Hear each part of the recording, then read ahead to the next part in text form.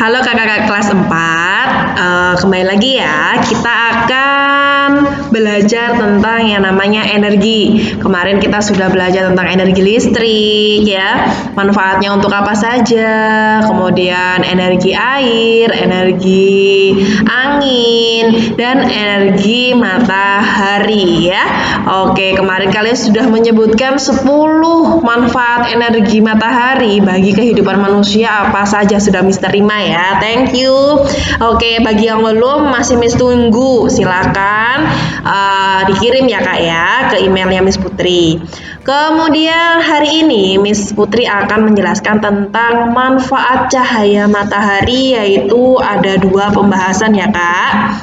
Oke, pembahasannya itu adalah cahaya matahari diperlukan untuk fotosintesis tumbuhan. Oke, jadi cahaya matahari itu digunakan untuk fotosintesis tumbuhan. Yang kedua, cahaya itu diperlukan dalam penglihatan manusia. Jadi berhubungan dengan apa? Dengan indera apa? Indera penglihatan ya. Oke, kali ini di video yang pertama ini misalkan membahas tentang cahaya diperlukan untuk fotosintesis tumbuhan. Nanti kita akan belajar bagaimana sih fotosintesis tumbuhan itu dan reaksinya bagaimana, apa saja yang dihasilkan dari fotosintesis tumbuhan itu apa saja. Oke Kak? Ya, cahaya diperlukan untuk fotosintesis tumbuhan. Jadi fungsi dari fotosintesis tumbuhan itu adalah untuk memproduksi, untuk membuat zat makanan berupa glukosa. Miss ulangin lagi, fungsi fotosintesis itu adalah untuk memproduksi zat makanan berupa glukosa ya. Nah, kemudian yang kedua, dia juga dapat membersihkan udara karena hasil dari fotosintesis itu ada dia menghasilkan oksigen. Jadi dia bisa mengurangi gas karbon dioksida atau bisa kita sebut gas CO2 ya Kak ya. Oke, kemudian proses fotosintesis. Proses fotosintesis di sini nanti Miss jelaskan ada reaksi kimianya ya Kak ya. Oke, kalian harus tahu reaksi kimianya bagaimana. Nah, sebelumnya Miss mau menjelaskan dulu bahwa tumbuhan itu dia bersifat autotrof ya. Apa sih Miss autotrof itu? Benar sekali ya. Oke, autotrof itu adalah organisme yang dapat mengubah bahan anorganik menjadi organik. Artinya apa? Dia dapat membuat makanan sendiri dengan bantuan energi seperti energi cahaya matahari, energi kimia. Itu berarti dia bersifat autotrof. Salah satunya adalah tumbuhan ya. Oke, persamaan reaksi fotosintesis. Ini ada reaksi kimianya. Jadi kalau dalam reaksi kimia itu ada istilahnya Kak. Misalkan CO2. CO2 itu adalah gas karbon dioksida. H2O itu adalah air. Kemudian C6H12O6 ini adalah karbohidrat atau glukosa. Yang tadi sudah dijelaskan bahwa fungsi dari fotosintesis itu untuk menghasilkan glukosa. Dan O2 itu adalah oksigen ya. Oke, Miss jelaskan, perhatikan.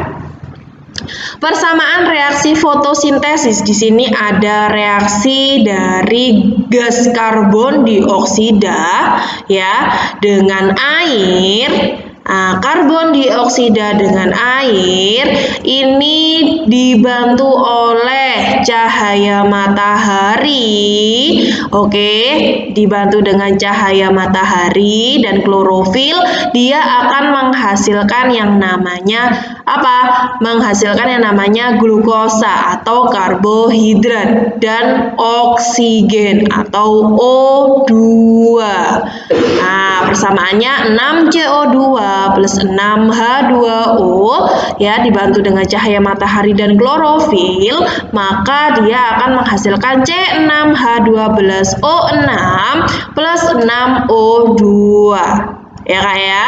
Oke, di sini kenapa Miss kok ada 6-6-nya? Iya, karena dalam reaksi kimia antara di sebelah kiri dengan sebelah kanan itu angkanya harus sama. Misalkan, ini Miss kasih contoh, perhatikan di sini.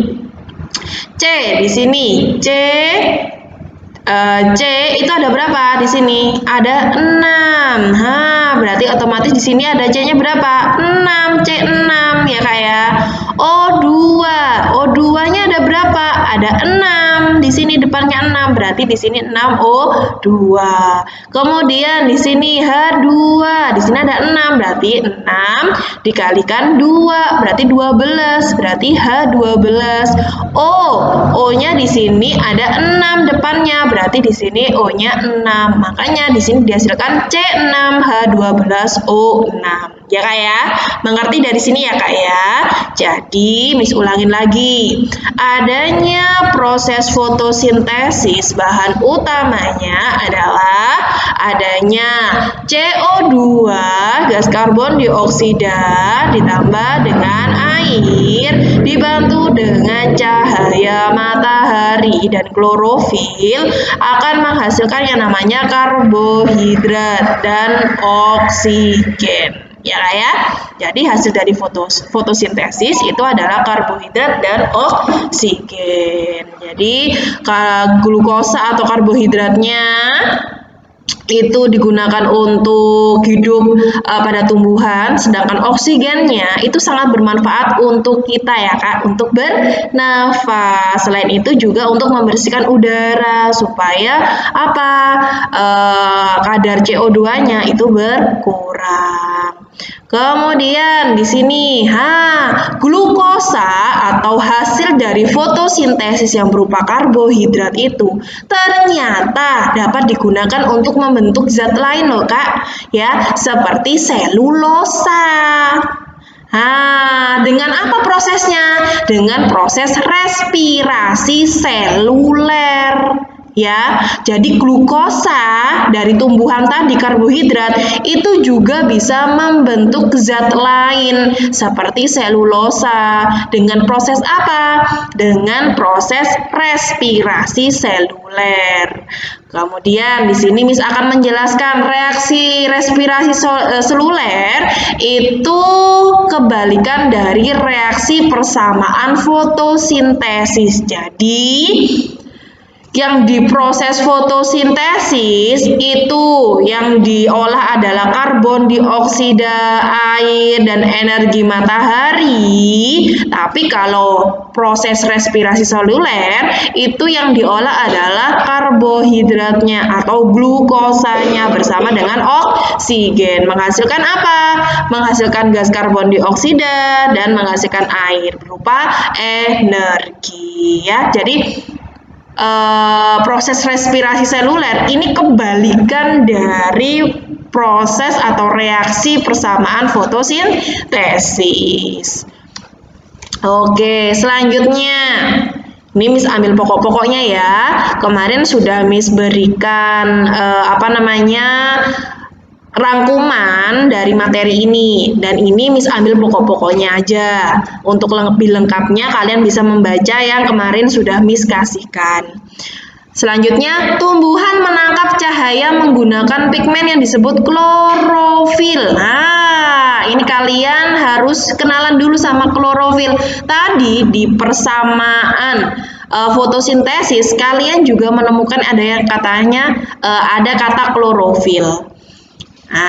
Jadi tumbuhan ketika menangkap cahaya itu dia menggunakan pigmen. Pigmennya itu adalah klorofil. Jadi untuk menangkap cahaya matahari yang digunakan untuk memasak makanan di tumbuhan, dia menggunakan pigmen yang namanya klorofil.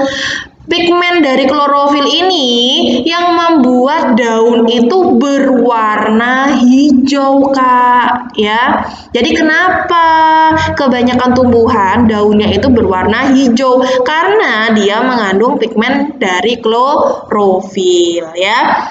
Seluruh tubuh tumbuhan itu mengandung kloroplas. Tetapi yang paling besar yaitu di bagian daun. Di dalam daun itu terdapat mesofil. Artinya mesofil itu adalah mengandung 1/2 juta kloroplas setiap milimeter kuadratnya, ya. Jadi mesofil ini adalah mengandung 1/2 juta kloroplas setiap milimeter kuadratnya. Kemudian tumbuhan membutuhkan sinar matahari, air, ya, dan udara itu untuk membuat makanannya sendiri. Oke, ini adalah penampang dari sebuah daun. Jadi daun yang sangat tipis itu Kak, ternyata kayak gini loh bagian-bagiannya. Ada yang bagian luar biasanya kalian pegang itu namanya kutikula. Kemudian ada epidermis atas, ada palisade, ada spons ya. Nah, yang tadi kita bahas, mesofil itu ada di bawahnya epidermis atas, di mana mesofil itu apa? Mengandung berapa? Mengandung 1/2 juta kloroplas ya. 1/2 juta, wah banyak banget ya Kak ya. Sehingga membuat warnanya menjadi hijau tadi itu. Kemudian ada silim, ada floim, pembuluh berkas pengangkut. Kemudian yang paling bawah adalah epidermis bagian bawah. Dan di sini ada stomata. Stomata itu untuk apa Kak? Untuk bernafasnya tumbuhan. Yang namanya makhluk itu pasti bernafas ya Kak ya. Jadi tumbuhan itu juga bernafas. Dia ada stomatanya ya Kak ya. Oke, dari sini bisa dipahami ya Kak. Semoga bermanfaat. Kita lanjutkan di Google Classroom. Oke Kak, bye-bye.